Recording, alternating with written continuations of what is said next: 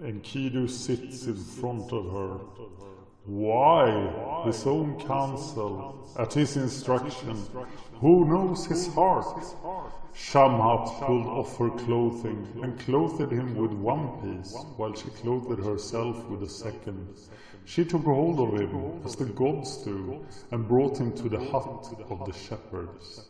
The shepherds gathered all around him. They marveled to themselves.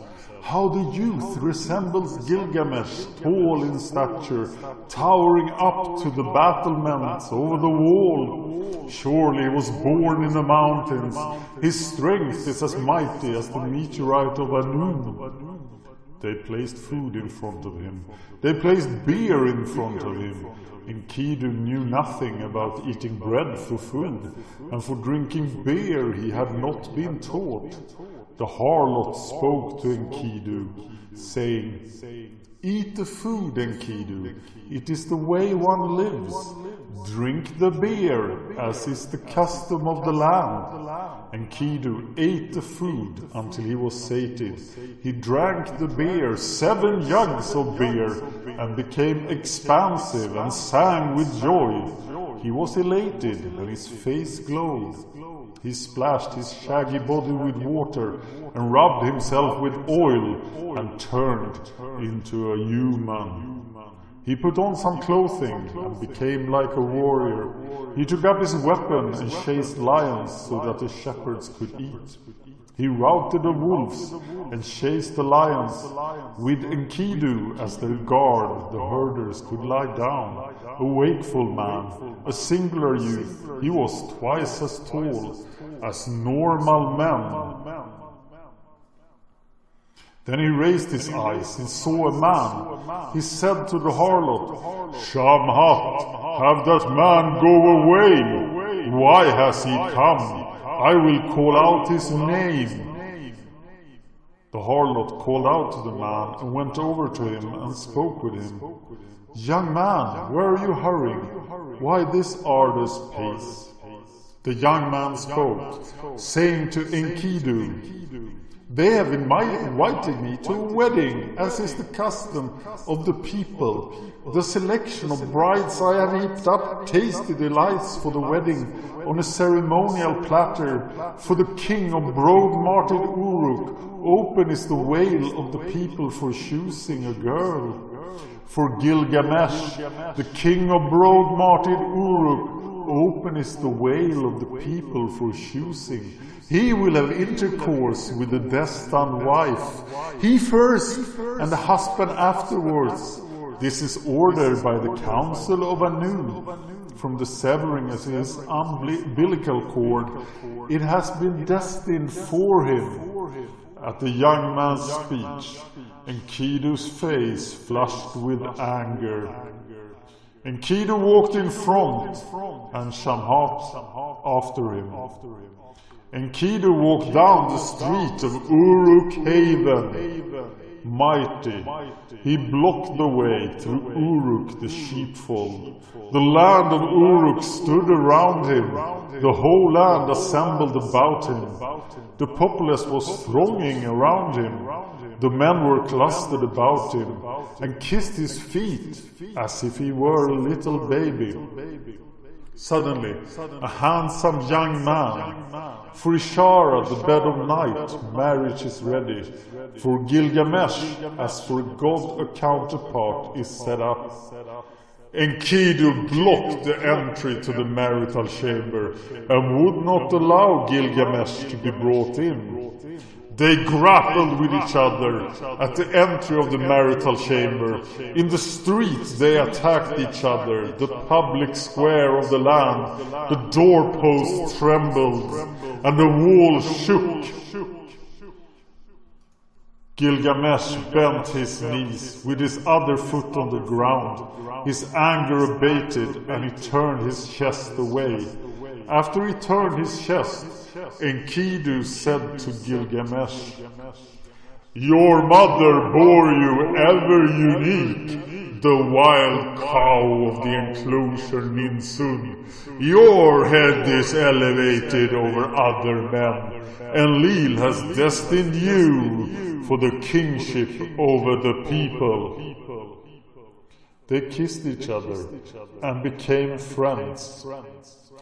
His strength is the mightiest of the land. His strength is as mighty as the meteorite of Anu. The mother of Gilgamesh spoke to Gilgamesh, saying, Rimat nin Sun said to her son, My son, plaintively.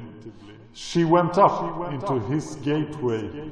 Plaintively she implored, Enkidu has no father or mother. His shaggy hair no one cuts. He was born in the wilderness. No one raised him. Enkidu was standing there and heard the speech. He sat down and wept, his eyes filled with tears. His arms felt limp, his strength weakened. They took each other by the hand. And Enkidu made a declaration to Gilgamesh. In order to protect the Cedar Forest, Enlil assigned Humbaba as a terror to human beings. Humbaba's roar is a flood, his mouth is fire, and his breath is death. He can hear 100 leagues away any rustling in his forest. Who would go down into his forest? Enlil assigned him as a terror to human beings, and whoever goes down into his forest, paralysis will strike. Gilgamesh spoke to Enkidu, saying, What you say?